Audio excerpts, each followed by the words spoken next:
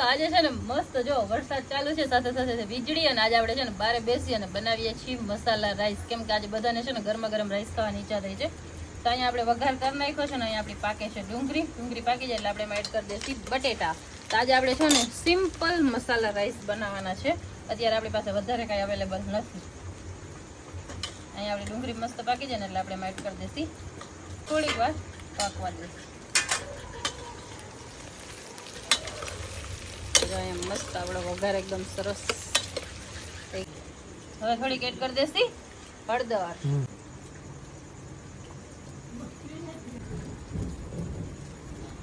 hello guys તો જો આપણો વઘાર એકદમ મસ્ત થઈ ગયો છે હવે આપણે એમાં ભાત નાખી દેસી પાછળ મસ્ત વીજળી થાય છે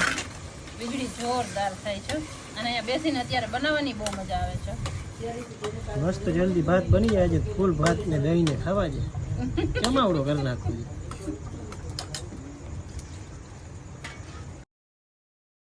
મસ્ત બની ગયા છે ને પાર્થભાઈ કરે છે ટેસ્ટ કેવા બન્યા છે ને આપણે પૂછીએ છીએ કેવા બન્યા એઝ ઓલવેઝ જોરદાર